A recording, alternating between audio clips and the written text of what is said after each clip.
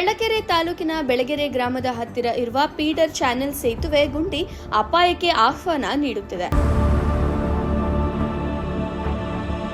ಬೆಳಗೆರೆ ಗ್ರಾಮದ ಸಮೀಪದ ಪೀಡರ್ ಚಾನೆಲ್ ಮೇಲೆ ಹಾಗೂ ಹಾದು ಹೋಗಿರುವ ರಸ್ತೆ ಹಲವು ಗ್ರಾಮಗಳಿಗೆ ಸಂಪರ್ಕ ಕಲ್ಪಿಸುವ ರಸ್ತೆಯಾಗಿದ್ದು, ಶಿಥಿಲವಾದ ಸೇತುವೆ ಕಾಮಗಾರಿ ನಿರ್ಮಾಣಕ್ಕೆ ಸೇತುವೆಯನ್ನ ತೆರವು ಮಾಡಿದ್ದು, ವಾಹನ ಸಂಚಾರಕ್ಕೆ 2 ಸಿಮೆಂಟ್ನಿಂದ ತಯಾರು ಮಾಡಿದ ಪೈಪುಗಳನ್ನು ಹಾಕಿ ಅದರ ಮೇಲೆ ಒಂದಿಷ್ಟು ಮಣ್ಣು ಹಾಕಿ ಕಿರಿದಾದ ರಸ್ತೆಯನ್ನ ನಿರ್ಮಾಣ ಮಾಡಲಾಗಿದೆ. ರಸ್ತೆಯ ಎಡ ಹಾಗೂ ಬಲಗಡೆ ಇರುವ ಪೀಡರ್ ಚಾನೆಲ್ ಹಾಗೂ ಸೇತುವೆಯ ಗುಂಡಿ ಅಪಾಯಕ್ಕೆ ವಾಹನ ಸವಾರರನ್ನ ಕೈಬೀಸಿ ಕರೆಯುತ್ತದೆ.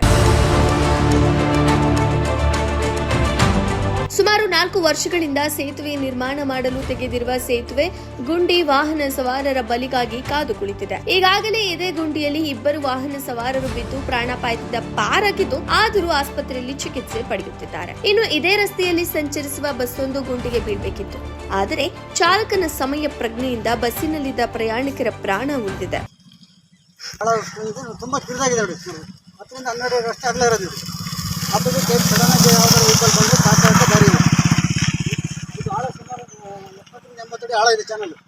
ಆ ಚಾನಲ್ ಒಳಗೆ ಬಿಟ್ಟವರು ಬದುಕೋದು ಉಂಟಾ? ಇಷ್ಟು ಆಳ ಇದೆ, ಯಾರು ನಿರ್ಲಕ್ಷ್ಯ ಇದೆ. ಚಾನಲ್ ಬಿದ್ದವ್ರ ಗೊತ್ತೇನೋ, ಇಲ್ಲಿ ಚಿಕ್ಕ ಮಕ್ಕಳು ಓಡಾಡ್ತಿರ್ತಾರೆ, ಶಾಲಾ ಮಕ್ಕಳು ಓಡಾಡ್ತಿರ್ತಾರೆ. ಈ ಶಾಲಾ ಮಕ್ಕಳು ಹೋಗೋದಕ್ಕೆ ಇದು ಬಿಟ್ಟರೆ ಬೇರೆ ದಾರಿ ಇಲ್ಲ. ಶಾಲಾ ಮೊನ್ನೆ ಲಕ್ಷ್ಮೀ ನರಸಿಂಹನ ಒಂದು ಬಸ್ಸು, ನರಸಿಂಹನ ಒಂದು ಬಸ್ಸು ಇದಾಗಿ ಸ್ಲಿಪ್ ಆಗ್ಬಿಟ್ಟು ಚಾನಲ್ ಒಳಗಡೆ ಬೀಳಬೇಕು. ಸುಮಾರು 100-150 ಜನ ಇರ್ತಕ್ಕಂಥ ಜನ.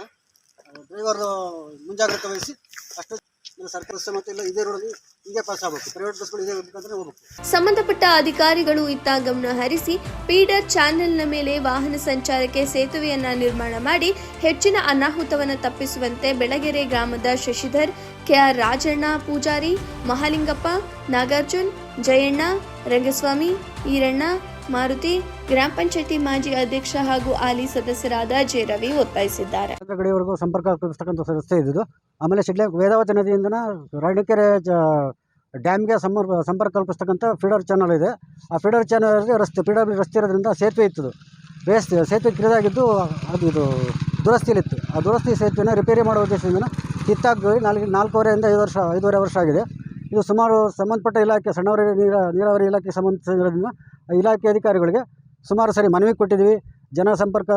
ಜನಗಳ ಸಾಮೂಹಿಕವಾಗಿ ರಿಪೋರ್ಟ್ ಮಾಡಿದ್ದೀವಿ. ಆದರೂ ಈ ಕಡೆ ಯಾರೂ ಗಮನ ಹರಿಸ್ತಿಲ್ಲ.